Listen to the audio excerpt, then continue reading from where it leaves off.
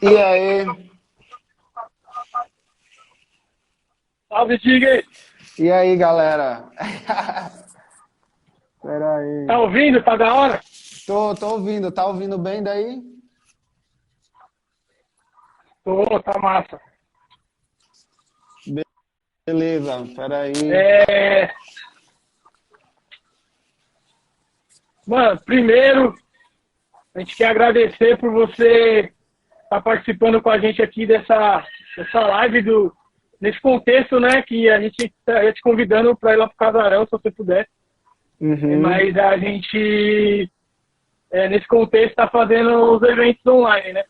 E você Isso. já participou, já expôs lá no Casarão, uns anos Aham. atrás. Inclusive, eu tenho uma arte aqui que você me deu até hoje, aqui, ó. Aham. Uau, eu lembro Essa arte que dessa. Aham. no dia do Casarão, você me deu e ela tá. Até tirei da parede aqui, ó, pra eu deixar ela coladinha Aham. pra te mostrar Sim, aqui hoje. sim, sim, eu lembro dessa, sim, eu lembro. Poxa, valeu a lembrança aí. É, Aham. que é isso. Eu queria que você primeiro aí se apresentasse, falasse se você tá em SP, se você tá em outro estado. Vou Aham. fazer uma apresentação você. Beleza. Bom, primeiramente eu quero agradecer assim por estar aí com vocês de novo nesse movimento. É a primeira vez que eu estava, né, que eu fui fazer o trabalho com vocês era bem no início de tudo, assim. Então, naquela época eu estava tendo a minha retomada com o desenho, estava realmente com tinha mudado o foco, né? Eu saí aí de um ritmo de vida e um estilo de vida que era voltado para um outro tipo de trabalho, que era mais com arquitetura e, né, outros núcleos, outras bolhas, né, se assim por dizer também. E aí, quando eu recuperei o desenho e comecei a realmente a praticar, né, então isso foi me abrindo oportunidades, né? E uma delas foi de estar com vocês. Então, foi uma oportunidade muito legal estar lá, fazer a exposição, né, participar do evento que foi o dia inteiro. Então, foi muito divertido, foi muito bom e muito rico para mim.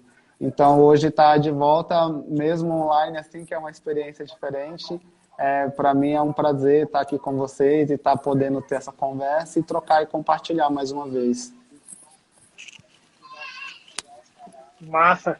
Uhum. Eu vou lembrar aqui como que surgiu para você expor lá no Casarão, né? O Casarão, ele é um coletivo de bandas, né, mano? E a gente começou a ocupar o centro de convivência do parque, aquele que você colou. Aham. E aí a gente sentindo a necessidade, né, de ter outros artistas na quebrada também, que fazem outra arte além da música, assim, a gente Uhum. decidiu abrir esse espaço, né, do painel cultural, para a galera expor suas coisas, e suas artes e tal. E Uhum. aí eu lembro que eu tava trabalhando, mano, lá no estúdio Lamparina, que é um estúdio que eu falo sempre, né, é um estúdio que a minha banda grava lá. Aham. E eu tava trampando no show algum show, mano.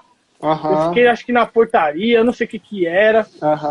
E você colou e começou a fazer a arte lá na hora.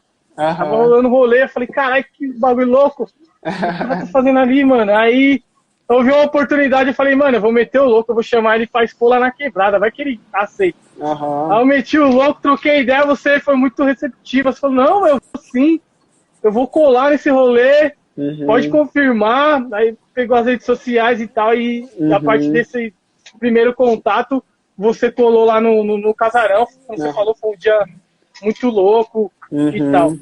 Aí você falou desse lance da arquitetura e tal. Essa é a sua formação acadêmica ou você estuda por conta mesmo? Ou antes dessa arte que você pratica, de primeira arquitetura, é isso? Eu não, assim, né, para falar um pouco dessa vivência, desde da infância eu tenho um contato com o desenho e com a dança, né? Então a dança eu comecei a fazer com 10 anos de idade, comecei com a dança de rua, na quebrada que eu morava, lá no Centro-Oeste, em Planaltina DF. Planaltina DF é uma cidade que ela existe muito antes de Brasília, né? Ela é uma cidade que ela está ali no coração do Distrito Federal, né? O Centro-Oeste ali mesmo. Então, a minha família é um pouco de lá. Tem uma família que veio de Minas Gerais e migrou para esse lugar, né? E aí foi um lugar onde eu sempre tive acesso à dança. Primeiro foi a dança de rua, depois dancei em uma companhia de dança contemporânea em Brasília, que era perto da minha cidade, né? E fui desenvolvendo isso e também, em contrapartida a isso, o desenho, né? Então, o desenho, a pintura, sempre acompanhou também, né? Só que aí, quando eu mudei para São Paulo, que isso foi mais ou menos em 2009, eu mudei para fazer a faculdade de design de interiores, porque lá em Brasília, naquela época, depois de passar essa fase né, que você não é mais criança, ainda você é adolescente, né, você não tem todas aquelas responsabilidades, dando suporte para você se desenvolver, né, eu tive a oportunidade de escolher, né. E aí, dentro do cenário onde morava na cidade, eu pensei, pô, aqui trabalhar com isso é um pouco complicado, com isso é um pouco complicado. E aí, o design de interiores, naquele momento, foi um tipo de formação, né, um ensino superior que eu poderia fazer, que ia me agregar e também me abrir caminhos novos, assim. Ia fazer essa faculdade no IESB, que é uma faculdade em Brasília, ali no plano piloto. E aí minha mãe ralando muito assim para tipo pagar, porque naquela época esse curso não era um curso de uma faculdade pública, não é um tipo de curso de faculdade pública, que é design. Então você tem que pagar e então, tipo assim, todo mundo ralando para ajudar a pagar. E aí com um ano, né, eu decido mudar para São Paulo e em São Paulo fazer a faculdade em São Paulo, né? Tá em São Paulo fazendo a faculdade e aproveitar São Paulo, que é uma cidade maior e teria mais oportunidades de trabalho também. E aí quando eu venho para cá, eu passo 8 anos trabalhando com isso direto, que aí é reforma residencial, comercial, cenografia. Então, assim, ritmo de escritório e fazendo muito freela, trabalhando, assim, 18, 20 horas por dia. Então, o negócio era puxado mesmo. E foi um tempo que eu gostei muito, assim, é uma coisa que, para mim, eu acho que faz parte desse meu caminho. Foi ter trabalhado com design e arquitetura dessa maneira tão intensa e profunda, me trouxe muitos aprendizados bons, me trouxe muito como construir um pensamento de me planejar, me programar, conseguir materializar ideias, né? Então, toda essa vivência dentro da arquitetura, ela me trouxe essa experiência da prática que hoje, com a minha arte, eu aplico ela na minha arte. E aí, seja a arte não é uma arte que ela está num lugar de uma necessidade de produzir para algo, mas da necessidade de fazer arte porque é o que me mantém vivo, né? Então, por isso que eu falo desses pilares que eu pratico, porque são práticas que, através delas, eu consigo me lapidar, consigo me observar, consigo desenvolver um certo tipo de atenção para comigo, né? E aí, nisso, para mim, o desenho, né, é uma das principais práticas, a dança, como eu falei para você um pouco. Aí tem a música, né, que de 4 anos para cá eu comecei a estudar flauta. Então, tudo isso são práticas que me, né, para mim a arte ela é uma medicina, ela atua em você, ela atua no seu corpo e na sua mente, realmente como uma medicina, curando você de várias. Às vezes a gente até pode pensar que não, ou não está pensando na profundidade que é isso, mas para mim a arte ela está nesse lugar assim, né, de realmente transformar essa energia, transformar esses sentimentos, né? Dobrar a energia através da arte, né? Então eu tenho um sentimento que está meio atravessado e aí eu transformo, materializo isso em um desenho, materializo esse sentimento em uma dança, materializo isso em uma música, entende? Então você pode, né, dobrar esse sentimento e materializar ele em uma outra coisa e tirar isso de você, né? E acho que a arte é um processo muito interessante e tem que ter atenção para de entrar numa produção para se vender.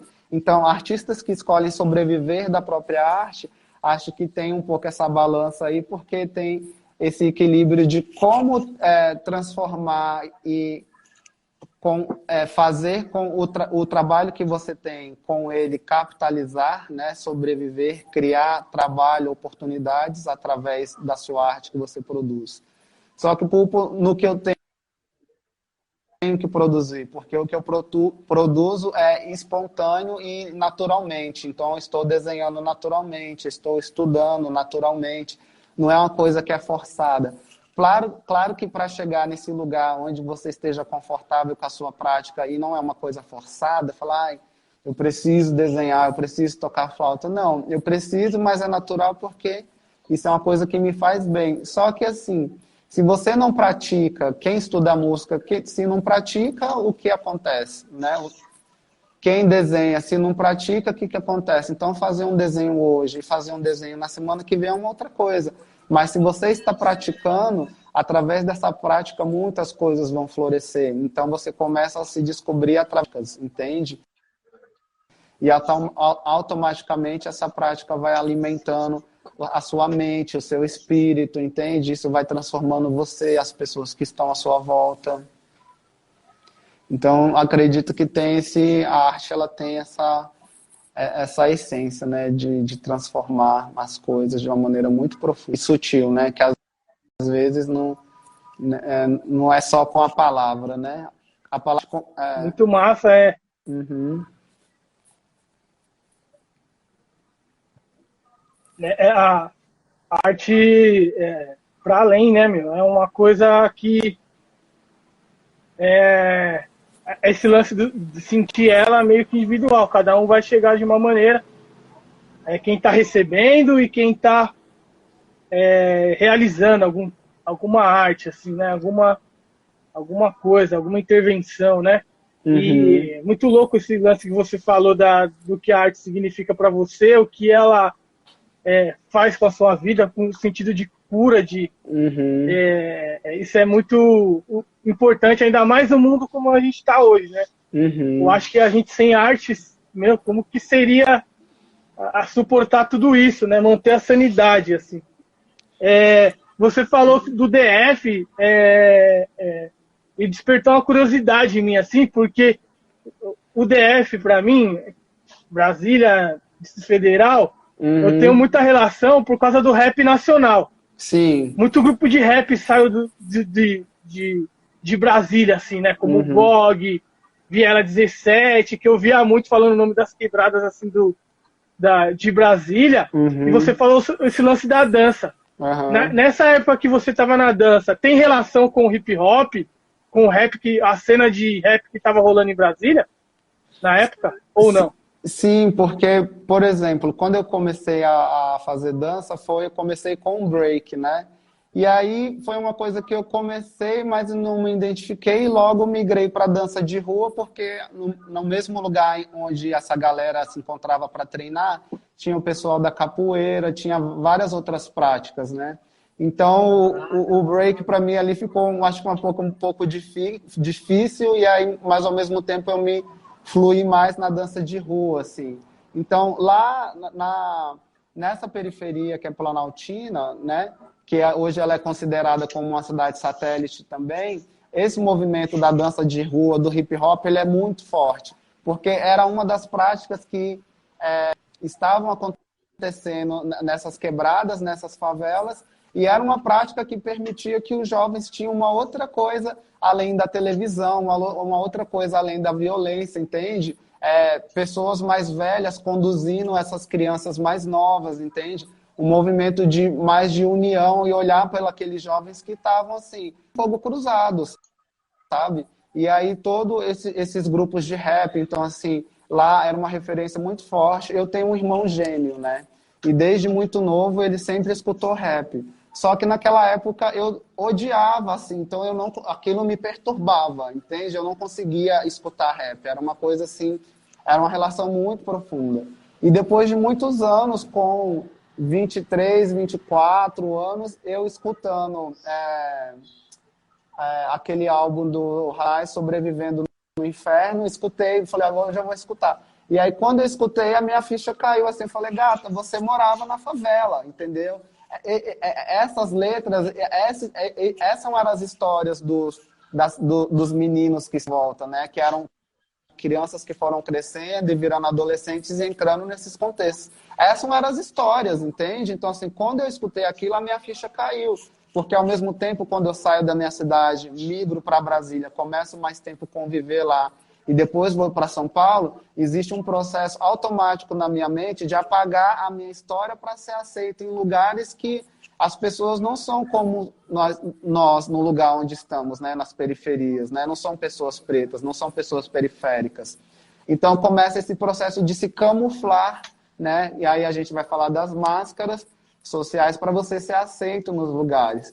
Então, quando eu chego em São Paulo, isso me captura de uma maneira onde eu olho para a minha essência e tenho vergonha de tudo aquilo, entende? E depois de um processo muito brutal, que é quando a minha mãe desencarna, antes disso, né, o processo da meditação me ajudou muito a criar uma percepção maior sobre a minha mente e ver que aquilo que eu estava acreditando era uma mentira, entendeu? Que o lugar de onde que eu venho não é feio, que, sabe, que a minha ancestralidade não é feia, entendeu? Que a quebrada não é um lugar, por mais que a violência que ela tem, ela não é um lugar ruim, ela tem sua riqueza, entende? Então, crianças que crescem em favelas, que crescem em zonas periféricas, elas desenvolvem uma maneira de pensar, uma maneira de agir no mundo muito diferente de uma criança que ela vai estar o tempo inteiro protegida entre quatro paredes, não seja num apartamento ou numa casa, entende?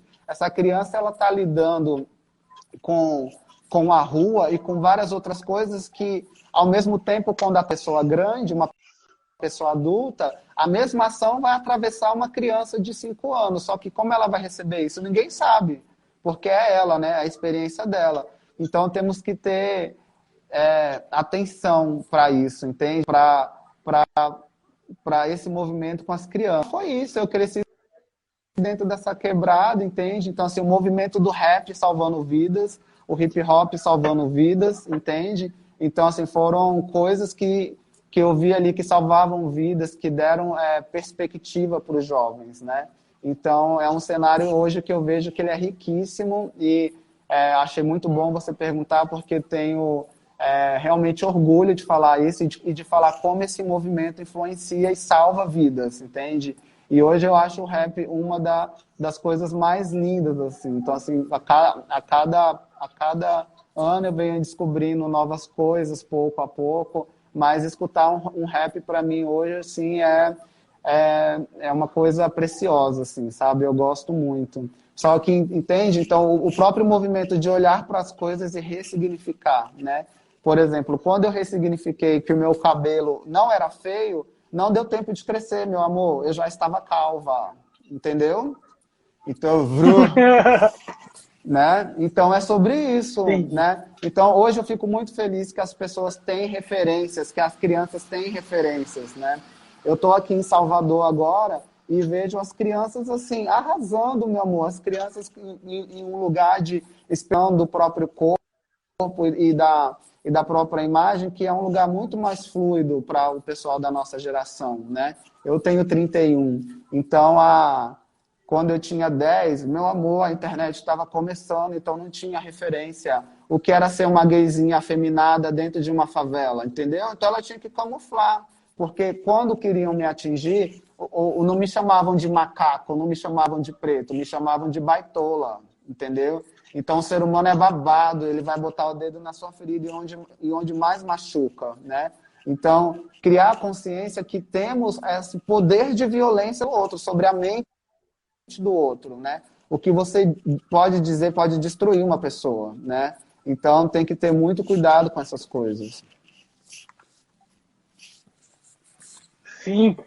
Essa relação, né? Eu perguntei porque... justamente para mim, assim, também, que o rap me politizou, né? O rap, ele meio que me direcionou para entender a conjuntura que eu vivia, né?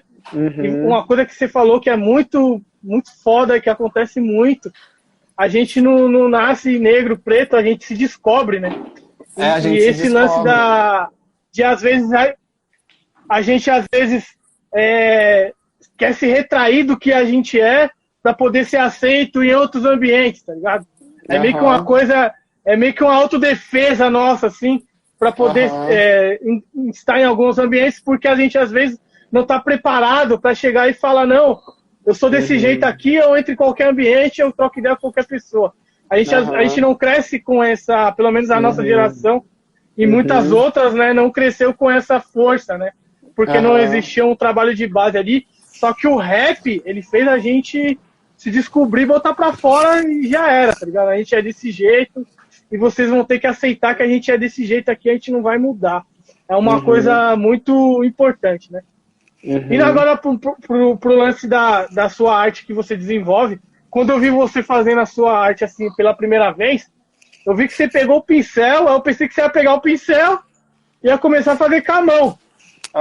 Aí você colocou o pincel na boca e começou a desenvolver a arte. Essa arte aqui que você me deu, ela foi feita dessa maneira, com o pincel na boca? Que essa arte já estava feita quando você me deu. Sim, sim. Como que surgiu isso? Então, esse lance de desenhar com a boca, né, foi uma... Isso veio através das práticas também, né? Então, vai fazer 4 anos que a minha mãe desencarnou, e antes dela desencarnar, eu estava nesse processo de ter uma oportunidade,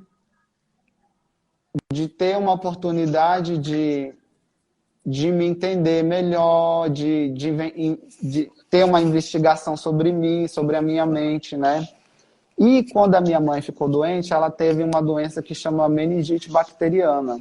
É uma doença que ela se instala na coluna e ela vai subir para sua cabeça, tipo assim, muito rápido. É uma coisa assim pro vrou, entendeu? E aí, o que acontece? Ela teve essa doença, só que como a doença subiu, né, ela não teve um processo de você agir a tempo, né, da doença evoluir, ela chegou na cabeça. Então, quando chegou na cabeça, ainda teve um procedimento errado no hospital, aplicaram morfina na gata, e aí morfina era um dos remédios que você não pode usar quando o paciente tá com esse problema. Então, a morfina fez ela descer mais, então ela entrou em coma. No que ela entra em coma, ela passa 20 dias em coma, né, até o desencarne. Então, assim, qual a experiência de você acordar todo dia, né, sem saber se a sua mãe vai continuar em vida ou se ela vai desencarnar, né? Então, isso mexe com a cabeça de uma maneira muito forte. E aí, se a gente fala sobre morte, se a gente fala sobre entes queridos, se a morte, ela tá te pegando ali na raiz, que vai ser o seu pai, sua mãe, ô, meu bem, firme o pé, porque é babado, entendeu? Firme o pé, porque é babado. Quando o pai e mãe tá na reta final entre desencarne, o filho vai sentir muitas coisas, né? Muitas coisas. E aí, quando ela entrou em coma, eu já estava no processo de voltar um pouco a desenhar, e aí disparou. Eu comecei a desenhar. Então, o desenho foi uma forma da minha mente não vagar pelos desvaneios onde ela já se encontrava, que era entre passado e futuro, que eu poderia viver, e que ali, talvez, se ela morresse, não passado em relação às coisas boas e ruins que aconteceram, né? Então, tudo isso começou a na minha mente. E aí, o desenho, ele me coloca no presente, porque é uma prática, é um movimento do corpo, né? Então, nesse início, ainda eu estava desenhando com as mãos, fui desenhando, já estava um pouco no processo de experimentar o desenho com a boca, e fui indo. E aí, quando ela desencarna, eu entendo em mim e me questiono sobre realmente as coisas que eu estava querendo fazer, né? Porque a pergunta que eu fiz para mim mesmo foi: e aí, meu bem, amanhã, se você morrer amanhã, o que vai ser? Você fez o que você queria estar fazendo ou não, né?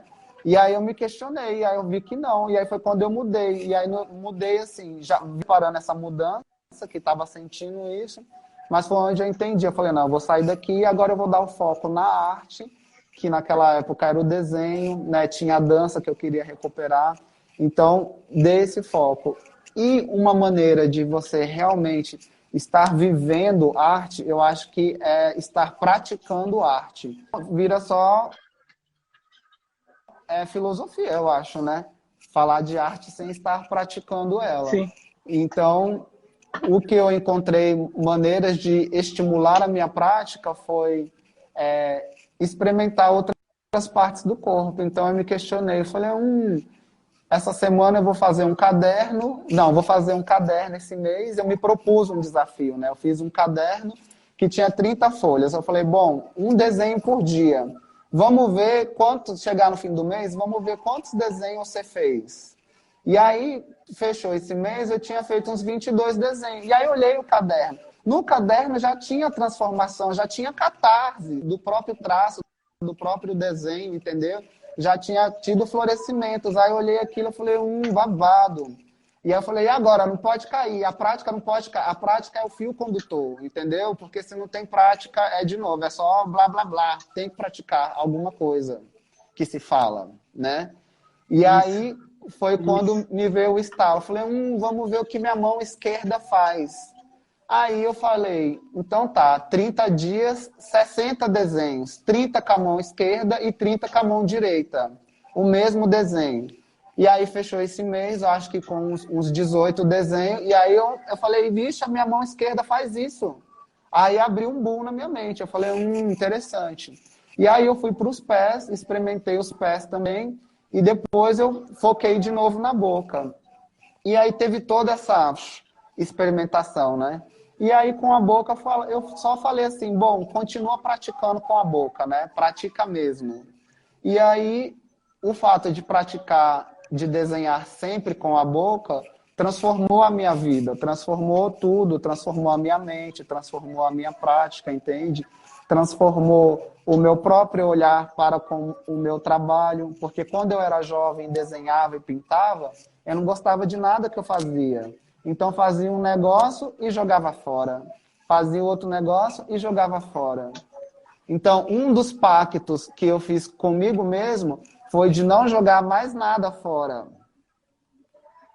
Você vai fazer o desenho, você não vai jogar fora.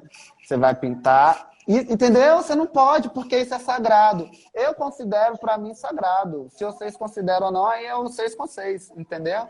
Então, essa percepção sobre o que a Flora de si mesmo, sobre o seu próprio dom da criação, a sua própria arte, entendeu? Então, não joguem fora. Se fez o texto, não leia o texto e fala que tá feio, que tá uma merda. Entendeu? Diga que está bonito, entendeu? Aprecie o que você faz, né? Você tem que gostar, porque se você não acreditar, não vai caminhar para frente. Entende? Se você fazer as coisas olhando para elas, falando que tá horrível, que tem que não sei o quê, que tem que melhorar. E vamos parar com essa história de perfeição e de referência toda hora, entendeu? Eu tô falando de uma coisa que é flow, sem pensar, entendeu? Deixa a coisa fluir, seja a dança, seja a escrita, seja o desenho, entendeu? Não fica pensando demais, não fica pesquisando demais, deixa o trem vir. E é assim que eu faço toda vez que eu desenho com a boca. Eu pego lá e falo, eu vou fazer um desenho, e o desenho começa, e a coisa vai fluindo e se apresenta, né?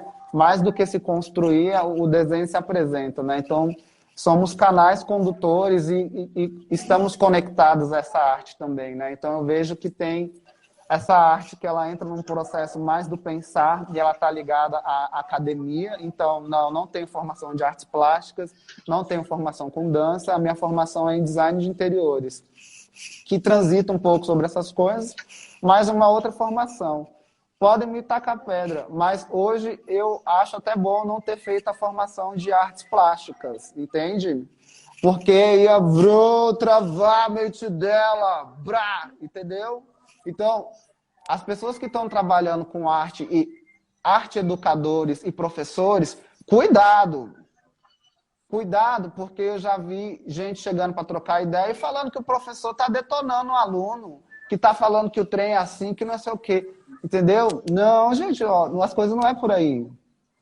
Né? Então, assim, eu acho que no papel de um educador, um professor, estimule, mas não castre, né? Porque isso também me foi passado. Ah, não é assim, é assado, não é assim, é assado. E nisso você vai se perdendo também dentro da arte, entendeu? Então, eu acho que tem que ter um movimento de investigação e deixar aflorar o que se tem dentro de você. E aí também produzir essa arte e pensar a arte a partir do que já é conhecido, a partir de referências, a partir de todas essas coisas que já existem, né? Então, eu vejo que tem esses caminhos. Mas não esqueçam de estimular a parte intuitiva, a parte que é fluida, a parte que não está dentro da caixa, né? Então, fazer o exercício de olhar para o próprio trabalho e sentir prazer e gostar. Porque é isso, a sua mente vai jogar com você. Ela vai falar que o do outro é mais bonito, que o do fulano é interessante, entendeu? Esquece os outros, faz o trem que está no seu coração e deixa fluir, que a coisa vai. E não jogue nada fora, né? Tenha respeito pelo que você faz, né? E também não fique numa paranoia, porque não está perfeito. Isso é a perfeição do momento que você canalizou aquilo ali, entendeu? Não tem sobre o que é melhorar. Gata, é o que você fez, olha a beleza do que você fez, olha que interessante, vamos observar, né? Vamos valorizar. Então, assim, se praticar, o traço vai mudar, vai fluir. Eu não gosto muito da palavra evoluir, né? Mas eu acredito que se você pratica, coisas novas acontecem, né? Vão acontecer. Né? Então, seu traço vai transformar, sua dança, você vai criar novas maneiras de dançar, de se movimentar, né? E aí por aí vai, dependendo da prática que você está fazendo. Da hora. Uhum. Já me identifiquei muito aqui com duas coisas aí que resume um pouco a fala, que é o lance de não jogar fora o que você faz. Eu sou compositor e eu nunca jogo fora o que eu escrevo. Mesmo que eu ache uma merda. Falar, isso aqui talvez eu vou ler daqui a um tempo e talvez aquilo não me sirva para nada, mas vai me inspirar a escrever outra coisa. Então, esse lance de não jogar fora, me identifiquei. E o lance da prática, né? Da atitude. Nosso coletivo é muita atitude, mano. O campo das ideias é importante, tal, mas a gente é atitude, a gente é fazer, né? Praticar e ver, porque isso entra no lance que a gente chama daqui de civilologia. A civilologia é a arte de se virar, né? Se você tem, você faz. Se você não tem, você dá um jeito. É a arte da civilologia. E a gente é muito isso aqui, né? É a nossa ciência periférica, mano. A nossa ciência periférica é isso, é prática, é testar, ver se rolou, deu certo, continua. Porque a gente vai fazer um evento na rua, não tem estrutura, não tem nada, fala, mas o que a gente tem? Então vamos praticar a nossa ciência periférica. Dentro do que a gente tem, a gente vai promover esse evento da melhor maneira. Porque eu acredito que o ensino acadêmico, a ciência acadêmica, ela é a mesma importância da ciência periférica. Acho que o conhecimento periférico e o acadêmico é a mesma fita. Eu acho que não existe uma coisa que seja mais. O acadêmico seja mais. Não, acho que é a mesma coisa, porque os conhecimentos eles podem conversar, né? Porque tem um lance de chegar acadêmico, de chegar achando que porque estudou e tal, que é importante. Eu fiz de formação acadêmica também, eu fiz faculdade de música, mas, mano, o lance de você saber ouvir as pessoas e não querer chegar no ambiente só porque você tem um conhecimento acadêmico, achar que é melhor que as pessoas, isso não existe, mano. Achar que uma esquerda que é elitizada, que acha que todo mundo na favela é burro por causa do voto, tá ligado? Ele não entende o contexto do imediatismo, que é uma periferia, do lance de ver, né? A quebrada é muito ver, mano. A quebrada não é do blá blá blá, da conversa. Ninguém aguenta mais isso, tá ligado? A galera aqui é muito do ver, da ação. O nosso coletivo aprendeu isso, né? As pessoas que estão em torno, que vê o evento, que a gente faz na rua e tal, eles às vezes não estão entendendo a lógica do que a gente está fazendo, mas eles começam a acreditar porque eles estão vendo. Se a gente chegar para eles e ficar falando, a gente vai fazer um evento assim, e vai ter isso, e vai ter... Não, a gente não fala nada, a gente faz. O lance é fazer. Você tem que fazer. Aqui a galera acredita muito vendo a parada, tá ligado? Mano, eu queria já agradecer de novo. O bate-papo já tá chegando na sua reta final, mano, assim, da hora. Várias referências aqui que eu me identifiquei muito. Acredito que quando passar tudo isso, a gente vai marcar de novo para você fazer sua exposição Sim, com certeza. lá no Casarão, ou no Espaço Cultural Libertário Fofo Rock Bar também, que a gente está fazendo assim agora, o artista expõe no Casarão, e se ele permitir, a gente deixa o mês inteiro no outro espaço nosso, que a gente dedica um lugar lá, para essa arte estar rolando também, né? E eu queria te falar que eu faço uns trabalhos nas escolas, nas escolas com artes integradas, né? E eu levo a sua arte lá na escola e eu mostro pra molecada. Tem um grafite, tem esse lance aqui, ó, que é de um grafiteiro aqui da Quebrada. E eu mostro a sua arte, né? Eu falo pra eles, aí eu pergunto pra eles, vocês imaginam como que ele fez isso? Se foi com pincel, se foi com caneta, como que foi? Aí eu explico pra eles, não, ele faz com a boca e tal, eles ficam curiosos. Aí eu passo a sua rede social, falo, procura a rede social dele e acompanha o artista, ele é da Quebrada também. Porque você mostrando isso, várias alternativas para eles, talvez ele se identifique, talvez ele só goste, talvez ele teve só uma vivência ali, mas você tem que dar, você tem que mostrar muitas coisas que estão acontecendo e de pessoas que ele pode conversar, que ele pode te mandar uma mensagem, tá ligado? Não é uma pessoa distante, as referências estão próximas. Estão próximos. A gente costuma dizer que hoje as nossas referências frequentam os mesmos lugares que a gente, tá ligado? E isso é muito importante. Isso é muito valioso. Mano, obrigado. E eu queria que você desse suas considerações finais aí. Muito obrigado mesmo. Foi um bate-papo massa. Vai estar salvo no IGTV aqui. E depois a gente vai subir essa live também pro canal do YouTube do Coletivo Ocupa Peninha. Suas considerações finais aí, por favor. Beleza. Bom, galera, então, assim, eu super agradeço mesmo, foi ótimo estar aí junto de novo, poder trocar essa ideia. Eu acho que, né, a internet, ela tem esse poder, né, de estamos tão longe e poder a gente se conectar, poder trocar essa ideia, né. Então, é uma ferramenta que, por mais que ela tenha trazido aí muitos conflitos também, eu acho que ela proporciona coisas maravilhosas, que é essa via de troca, né? Essa conexão. Então, essa conexão a gente teve desde lá do início, ela se criou através da arte também, né? E continua aqui hoje. Então, eu agradeço muito. Para mim, realmente é muito bom estar cada vez mais envolvido com amigos, né? Porque a minha arte eu sempre vou fazer, né? Mas quanto mais eu puder compartilhar com outros amigos, outros artistas, eu acho que se torna muito mais rico e precioso, né? Porque vai ter o outro como espelho para você aprender várias outras coisas também. Então, agradeço aí, a gente se encontra em breve, possivelmente aí já nessa exposição presencial. E é isso, agradeço aí o convite para a gente poder ter esse bate-papo hoje aí. Valeu, Dig. Se cuida aí, mano. Se cuida, o barato tá louco ainda.